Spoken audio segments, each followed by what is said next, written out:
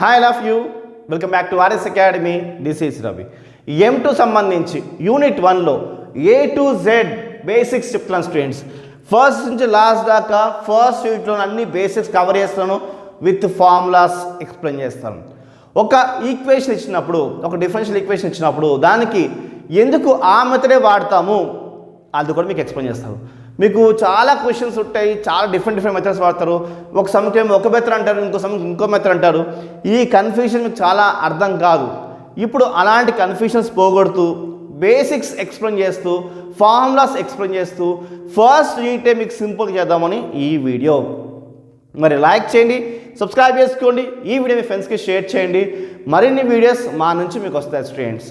మీరు like and subscribe చేస్తేనే వస్తాయి, రైట్? అండ్ మిగతా క్వశ్చన్స్ కావాలి, మిగతా సమ్స్ కావాలి, ఎక్స్ప్లెనేషన్స్ కావాలి, బేసిక్స్ కావాలంటే కూడా కింద డిస్క్రిప్షన్లో లింక్ ఇచ్చాను స్టూడెంట్స్, క్లిక్ చేసి చూడండి. ఓకే, ఫస్ట్ యూనిట్లో మనకి డిఫరెన్షియల్ ఈక్వేషన్ ఫస్ట్ వస్తుంది. Exact differential equation. Exact differential equation అంటే ఏంటి? ఏమి లేదు, చాలా simple.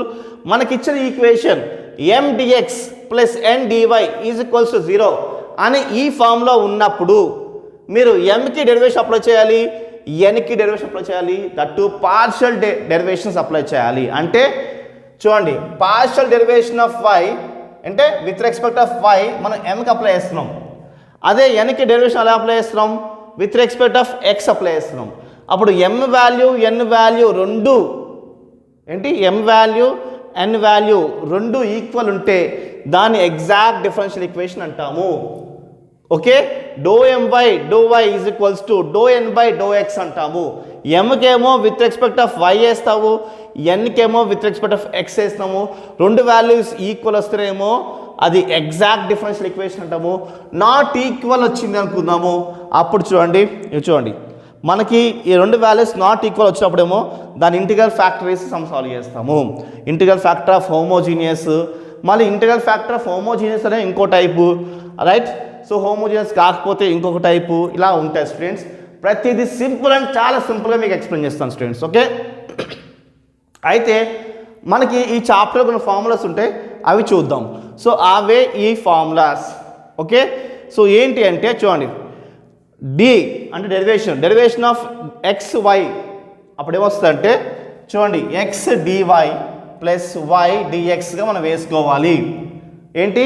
So integral factor found by A inspection అంటే మనకి ఈ ఫార్మాట్లో ఉన్నప్పుడు మనం వేసుకోవాల్సిన ఫార్మాట్ ఇది, అంటే ఫార్ములా ఇది అనుకోండి. ఓకే, ఏంటి ఫార్ములా అనుకోండి ఇది, రైట్? సపోజ్ మేము డెరివేషన్స్ ఫార్ములాస్ ఉన్నాయి మనకి, రైట్? డెరివేషన్ ఫార్ములాస్ ఎలా ఉన్నాయి? అలానే ఉంటాయి. ఎలా ఉంటాయి అంటే x y is equals x dy plus y dx అనేది మనం ఆ ఫార్ములా రాసుకోవాలి. Okay, derivation of y by x ఉంది అనుకుందాము. ఏంటి? y బై ఎక్స్ అంటే u బై v ఫార్ములా అనుకోండి. అప్పుడు ఎలా రాసుకోవాలి? y బై ఎక్స్ ఉంటే కింద ఏముంటుంది? అది X square. Okay, X square కింద ఏముంటుంది? ఎక్స్ స్క్వేర్ వేసుకోవాలి. అయితే మనము ఇక్కడ ఏమైతే వేసుకున్నామో స్క్వేర్ ఫాము దానికి ఇక్కడ అప్లై చేయకూడదు. చూడండి, x into DY minus next x పక్కన పెట్టాం కాబట్టి ఇప్పుడు y పక్కన పెట్టాలి. y పక్కన పెట్టేసి ఎక్స్కి అప్లై చేసుకోవాలి, డిఎక్స్. ఏంటి? Derivation of y by x అంటే ఏంటి? ఇది ఎక్స్ ఉంది కాబట్టి ఎక్స్ స్క్వేర్. ఓకే, పైనేమో x into DY minus y into d x. ఎందుకంటే డివిజన్ ఫామ్కి మనకి మైనసే వస్తుంది. ఒకవేళ y కింద ఉండి ఎక్స్ పైన ఉంది అనుకోం, ఆ ఫార్మాట్లో ఉన్నప్పుడు మీరు ఏం చేయాలి? కింద y వచ్చింది, పైకి ఎక్స్ వెళ్ళింది, అప్పుడు ఏం చేస్తారు? కింద ఏముంటే అది స్క్వేర్ వేసుకోవాలి. కింద ఏదైతే స్క్వేర్ వేసుకుంటామో దానికి ఫస్ట్ మనం అప్లై చేయకూడదు. ఇందాక చెప్పాం కదా, వైకి అప్లై చేయలేదు, ఎక్స్కి అప్లై చేసాము, మైనస్ నెక్స్ట్ ఎక్స్కి అప్లై చేయకూడదు, వైకి అప్లై చేయాలి.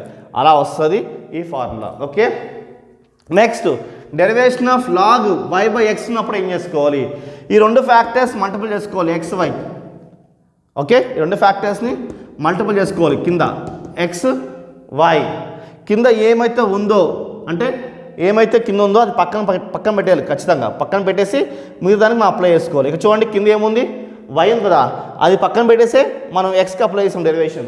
ఇక్కడ కూడా అంతే, కింద ఏముంది? ఎక్స్ ఉందా, ఎక్స్ పక్కన పెట్టేసేయండి, వైకి అప్లై చేయండి derivation, dy minus y dx. Okay, ఈ ఫార్మాట్లో మనం రాసుకోవాలి. ఓకే, సో ఇవి ఇంటిగ్రల్ ఫ్యాక్టర్స్ అంటాం వీటిని మనం. Okay, right. Next derivation of log, ఇప్పుడు ఎక్స్ పైకి వెళ్ళి వై కిందకి వెళ్ళి వై కిందకి వచ్చింది అనుకుందాం, అప్పుడు ఏమవుతుంది లాగ్ ఎక్స్ వై. అప్పుడు ఎలా వేసుకోవాలి, ఈ రెండు ఫ్యాక్టర్స్ కింద మల్టిపుల్ చేసుకోవాలి. చూడండి ఎక్స్ ఇంటూ వై మల్టిపుల్ అయింది, కింద ఏమైతే ఉందో దానికి డెరివేషన్ అప్లై చేయకూడదు, పక్కన పెట్టేసుకోండి. పైన ఎక్స్ ఉంది కాబట్టి ఎక్స్కి డెరివేషన్ అప్లై చేసుకోవాలి, మైనస్ ఇప్పుడు మనం ఎక్స్ పక్కన పెట్టేసుకోవాలి, వైకి అప్లై చేసుకోవాలి. అదే derivation with respect of tan inverse of x by y ఉంది అనుకుందాం, అప్పుడు ఎక్స్కి స్క్వేర్ వేసుకోవాలి ప్లస్ వై స్క్వేర్ వేసుకోవాలి. కింద ఏమైతే ఉందో దాని డెరివేషన్ అప్లై చేసుకోకూడదు, అప్లై చేసుకోలేదు.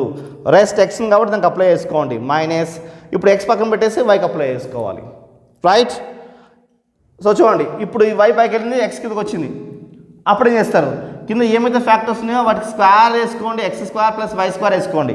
కింద ఏమైతే ఉందో దానికి ఫస్ట్ డెరివేషన్ అప్లై చేయకూడదు, అది కాకుండా మిగతానికి అప్లై చేసుకోవాలి. అంటే dy minus y into dx అలా వచ్చింది ఫార్ములా. ఓకే, ఇప్పుడు e to the power of x base వేసుకుందాం. Okay, derivation of e power x by y is equals to, ఇలా ఉంటే ఎలా అప్లై అవుతుంది, చాలా సింపుల్. కింద వై ఉంది కాబట్టి వై స్క్వేర్ వేసుకోండి, అండ్ కింద వై స్క్వేర్ వేసుకోండి కాబట్టి ఈ వైకి డెరివేషన్ అప్లై అవ్వదు, వై అలా వేసుకోండి. రైట్.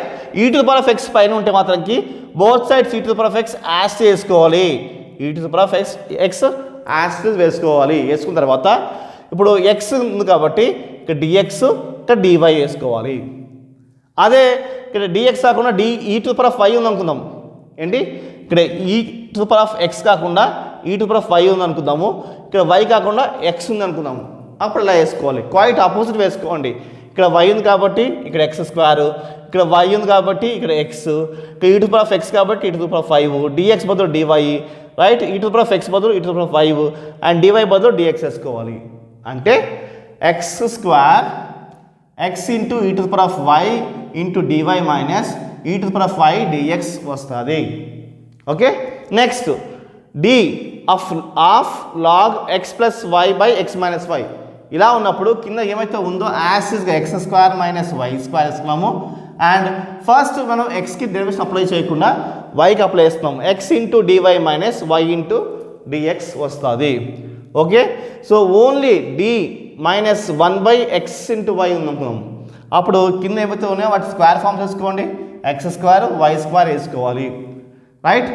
ఫస్ట్ మనం డివైకి అప్లై చేస్తున్నాము, x into d y plus y into d x వేసుకుంటున్నాము. ఎలాగంటే మనం ఇక్కడ ఎలాగైతే ఎక్స్ ఇంటూ వై ఫామ్ ఉంది కదా, ఎక్స్ ఇంటూ వై ఫామ్ ఉంది కదా, అదే ఫామ్కి అప్లై చేస్తున్నాం. ఎక్స్ ఇంటూ వై ఏముంది, x dy plus y dx, x dy plus y dx వేసుకున్నాము. రైట్. నెక్స్ట్ ఇదేమో ఆఫ్, సో లాగ్ ఇలా ఉంది, ఇది ఆఫ్ లాగ్ ఈ టైప్లో ఉన్నప్పుడు ఏం చేసుకోవాలి, 1 బై ఎక్స్ ఫామ్ ఉంది కదా, అలానే 1 బై ఎక్స్ అంటే ఇక్కడ ఏముంది, ఇది ఎక్స్ అనుకున్నాం, 1 బై ఎక్స్ అంటే ఇది ఇక్కడ ఏమైతే ఉందో యాస్ వేసుకోండి. వేసుకుని మల్టిప్లికేషన్ ఫామ్ మనకి ఏముంది అదే వేసుకోండి, x into dx plus y into dy forms. So ఇవి స్టూడెంట్స్ మీకు ఈ ఫార్మాట్లో ఉన్నప్పుడు ఇంటిగ్రల్ ఫ్యాక్టర్ అనేవి మనకి ఈ ఫార్మాట్లో వస్తాయి స్టూడెంట్స్, అది మైండ్లో పెట్టుకోండి. అయితే మనకి ఎగ్జాక్ట్ డిఫరెన్షియల్ ఈక్వేషన్స్లో మనకి ఎండిఎక్స్ ప్లస్ ఎన్డివై ఈజ్ ఈక్వల్స్ ఉన్నప్పుడు మనకి ఎగ్జాక్ట్ డిఫరెన్షియల్ ఫార్మాట్ ఉంది. ఇప్పుడు చూడండి ఎం X y of dx plus n x, y of dy is equal 0. Equation ఇలా ఉన్నప్పుడు అంటే ఇక్కడ చూడండి ఇలాంటి ఈక్వేషన్స్ కనిపిస్తున్నాయి మీకు, ఇలాంటి equation x square into y minus 2xy square dx minus x cube minus 3x square y dx dy is equals 0 ఇలా ఉంది. అంటే డిఎక్స్ ఇదిగోండి, డివై ఇదిగోండి. ఓకే, ఎంఎక్స్వై ఏమో ఈ బ్రాకెట్లోని, ఎన్ఎక్స్వై ఏమో ఈ బ్రాకెట్లో ఉంది. ఇది హోమోజీనియస్ అంటాము. హోమోజీనియస్ ఎప్పుడు అంటాము, చాలామందికి డౌట్ ఉంటుంది, హోమోజీనియస్ ఈక్వేషన్ ఎప్పుడు అంటాము అంటే గమనించండి, ఎక్స్కి స్క్వేర్ ఉంది, వైకి పవర్ ఏముంది 1 అన్నట్టు. సో ఇక్కడ ఎంత అవుతున్నట్టు 2 + 1 3. రైట్. ఇక్కడ చూడండి ఎక్స్ పవర్ ఏముంది, ఇక్కడ 1 ఉంది, సో 1 ఇక్కడ వైకి ఎంత ఉంది 2 ఉంది, 2 + 1 ఎంత 3 ఉంది. సో ఇక్కడ పవర్ 3 వస్తుంది అనుకుందాం. ఇక్కడ చూడండి ఎక్స్ క్యూబ్ ఏముంది 3 ఉంది, సో ఇక్కడ 3 ఇక్కడ 3 సాటిస్ఫై అయింది. సో 2 ఇక్కడ వై పవర్ ఏముంది 1 ఉంది, 2 + 1 ఎంత 3 ఉంది. అంటే ఇక్కడ 3 ఇక్కడ 3 ఇక్కడ 3 ఇక్కడ 3, దీని పవర్స్ సేమ్ కనిపిస్తున్నాయి మనకి. సో సేమ్ డిగ్రీలో ఉన్నాయి కాబట్టి మనం హోమోజీనియస్ ఈక్వేషన్ అంటాము. అంటే డిగ్రీస్ సేమ్గా ఉంది, ఈ ఫార్మాట్లో ఉంది అన్నప్పుడు మనకి ఇంటిగ్రల్ ఫ్యాక్టర్ ఏంటి? 1/mx + ny. ఒకవేళ హోమోజీనియస్ ఈక్వేషన్ బట్ ఇలా ఉంది చూడండి, గమనించండి, ఇలా ఉంది రైట్. ఈ ఫార్మాట్ చూడండి, fxy, ఇక్కడ మనకి బయట y కనిపిస్తుంది, మనకి y, ఇక్కడేమో x కనిపిస్తుంది, అండ్ dy = 0. అంటే మనకి చూడండి ఈ dx సేమ్గా ఉంది రైట్, ఈ dy మనకి సేమ్గా ఉంది చూడండి, ఈ dx సేమ్గా ఉంది. fxy అంటే ఏంటి? mxy అనుకుందాం రైట్. f2xy అంటే ఏంటి? nxy అనుకుందాం. అయితే ఇప్పుడు ఏం మిగిలిపోయిన ఎక్స్ట్రాగా అంటే y, ఈ x ఇక్కడ ఎక్స్ట్రాగా వచ్చినాయి. ఇలా వస్తే రైట్, ఇలా వస్తే ఇదేంటిది? mx + ny is not equals to 0. ఇదేంటిది? mx - ny is not equal 0 వస్తుంది. ఇలా ఉన్నప్పుడు మనకి ఇంటిగ్రల్ ఫ్యాక్టర్ ఏంటి? 1/mx - ny. ఏంటి? mx - ny, ఇదేమో +ny, ఇది -ny. ఈక్వేషన్స్ మనం ఎలా గుర్తుపట్టాలి సార్ అంటే, ఇప్పుడు మీకు ఇక్కడ ఏం చెప్పాను? పవర్స్ మనకి యాడ్ చేసుకుంటే సేమ్గా వచ్చింది కదా, అది హోమోజీనియస్ ఈక్వేషన్ అన్నాం కదా, అప్పుడు ఇంటిగ్రల్ ఫ్యాక్టర్ వేసుకోండి. ఇక్కడ చూడండి, గమనించండి, ఇది ఒక ఎగ్జాంపుల్ ఈక్వేషన్, మీకు ఎగ్జామ్లో ఈ క్వశ్చన్ రావచ్చు. చూడండి, ఇక్కడ dx ఉందా? ఇదిగో ఇక్కడ dx, ఈ dx క్యాన్సిల్ అయిపోయింది అనుకుందాం, సేమ్ ఉంది అనుకుందాం. ఈ dy క్యాన్సిల్ అయిపోయింది, సేమ్గా ఉన్నాయి అనుకుందాం. లోపల ఏమైతే ఫార్మాట్ ఉందో ఈ ఫార్మాట్ ఆ ఫార్మాట్ సేమ్, ఈ ఫార్మాట్ ఆ ఫార్మాట్ సేమ్. చూద్దాం ఒకసారి. పవర్స్ ఏమున్నాయి? ఇక్కడ 2 ఉంది, y పవర్ ఎంత ఉంది? 2 ఉంది, అంటే 4. ఇక్కడ చూడండి ఎంత ఉంది? ఇక్కడ 2 ఉంది, ఇక్కడ ఎంత ఉంది? 2 ఉంది. యాడ్ చేస్తే 4 అవుతుంది, అంటే సేమ్ ఉన్నాయి, ఇక్కడ పవర్స్ సేమ్ ఉన్నాయి. ఎక్స్ట్రాగా ఇక్కడ y చూడండి, y ఉంది ఎక్స్ట్రాగా. ఇక్కడ చూడండి x, చూడండి x. ఆ xyలు ఎక్స్ట్రా దీనికి ఉన్నాయా? లేవు కదా. అలా ఉంటే మాత్రం ఇంక మీరు ఈ ఇంటిగ్రల్ ఫ్యాక్టర్ వాడాలి, 1/mx - ny వాడాలి. మీకు నేను బేసిక్ ఎక్స్ప్లెయిన్ చేస్తాను, ఇంటిగ్రల్ ఫ్యాక్టర్ ఎక్స్ప్లెయిన్ చేస్తాను, ఒక ఈక్వేషన్ని ఎప్పుడు వచ్చినప్పుడు ఎలా గుర్తుపట్టాలో కూడా మీకు ఎక్స్ప్లెయిన్ చేస్తాను. ఓకే, ఈ ఈక్వేషన్ ఇలా ఉన్నప్పుడేమో మనం ఈ ఇంటిగ్రల్ ఫ్యాక్టర్ వాడతాము, ఇలాంటి ఈక్వేషన్ వచ్చినప్పుడేమో ఇలాంటి ఇంటిగ్రల్ ఫ్యాక్టర్ వాడాలి. ఐ హోప్ మీకు క్లియర్గా అర్థమైంది అనుకుంటాను. కావాలంటే ఒక్కసారి 5 మినిట్స్ అలా వెనక్కి వెళ్ళి చూడండి, కావాలంటే ఇంకో లైట్ వస్తుంది ఇంక మీకు. ఓకేనా? అయితే నెక్స్ట్ గమనించండి, ఇప్పుడు ఈక్వేషన్స్ మారిపోతాయి. ఓకే, ఎలాగుంటాయంటే ఇప్పుడు ఈక్వేషన్స్ ఇలా రావు, ఈ ఫార్మాట్లోకి రావు. అప్పుడు మనం ఏం చేయాలంటే మనము దేనితో డివిజన్ చేయాలి.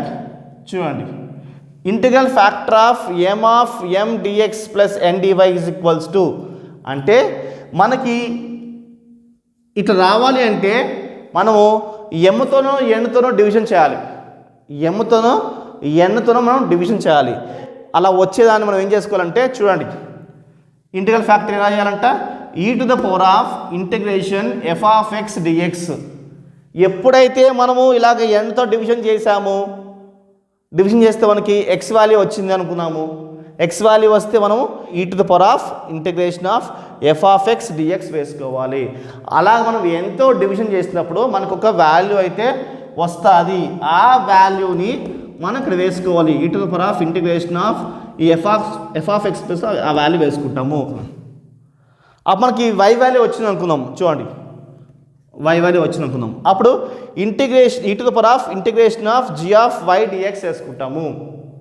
ఓకే, సో ఎంతోనో డివిజన్ చేసుకుంటే కానీ రావు, అలా డివిజన్ చేసుకుంటే వస్తేనేమో e⁻∫f(x) dx.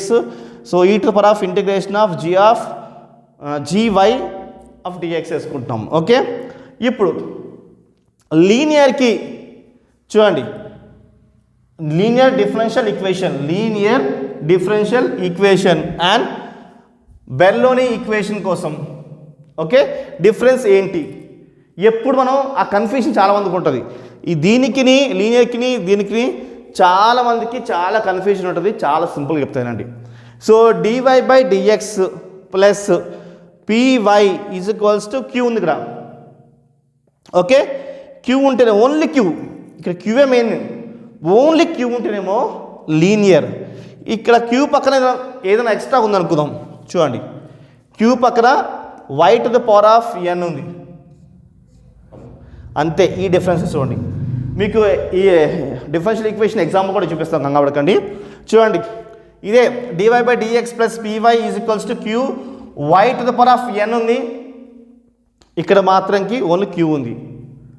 సో మీరు ఏం చేయాలంటే ఈ సమ్ని, బెల్లోని సమ్ చాలా సింపుల్, ఏం లేదు. ఇక్కడ y to the power of n ఉంది కదా, దీన్ని ఈ మొత్తం డివిజన్ చేయాలి. అంటే దీన్ని ఇక్కడ తీసుకురండి, బై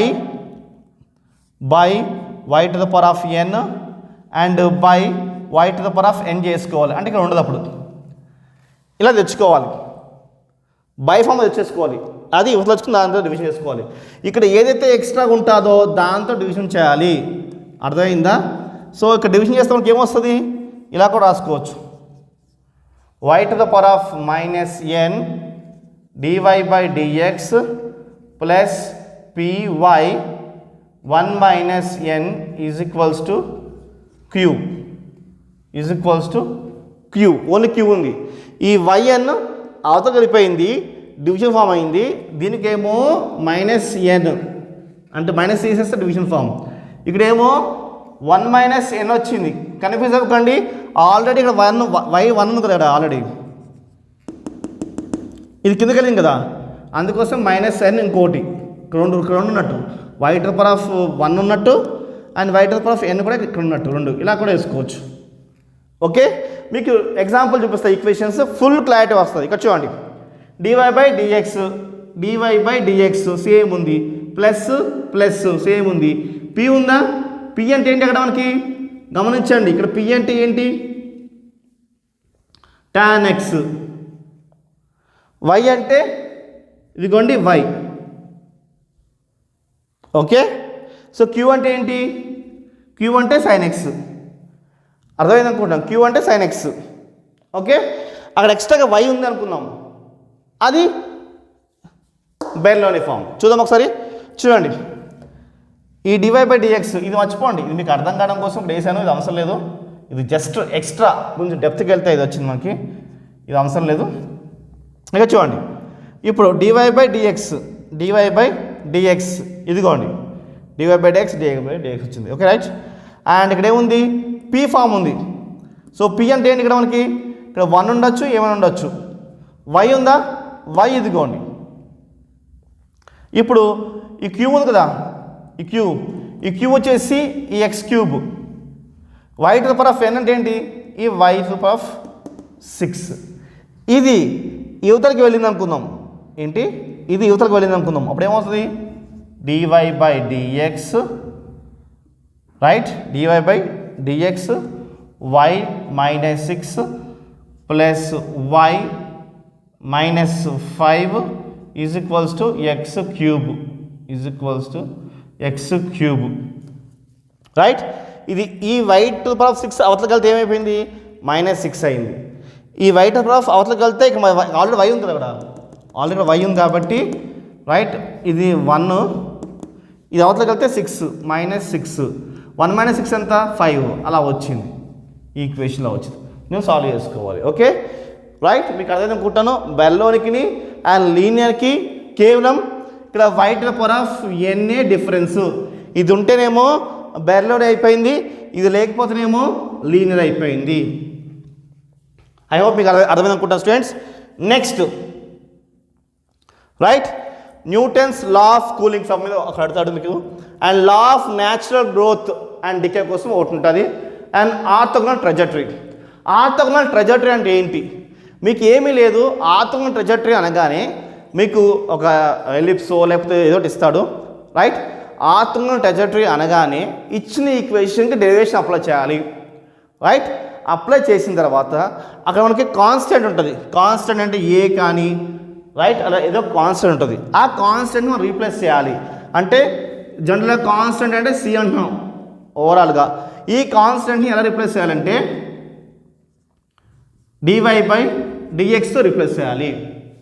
ఓకే, అంటే మీరు ఫస్ట్ ఇచ్చిన ఈక్వేషన్కి డెరివేషన్ అప్లై చేస్తే మనకి dy/dx = c వాల్యూ ఒకటి వస్తుంది. సి ప్లేస్లో డెరివేషన్ వాల్యూ వేసేసుకోండి.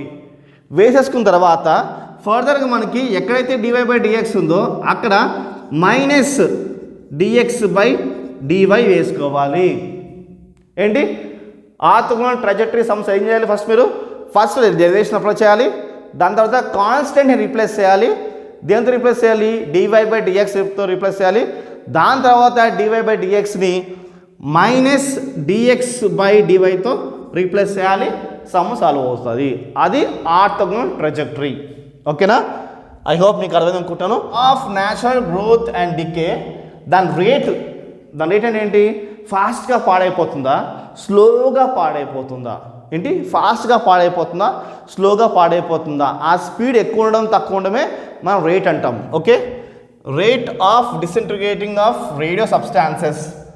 సో ఫాస్ట్గా అవుతుందా, ఎంత స్లో అవుతుంది, దాని టైం ప్రపోర్షన్ తీసుకుంటున్నాము. ఏంటి? దాని టైం ప్రపోర్షన్ తీసుకుంటున్నాం. Is proportion to n radio substances at a time.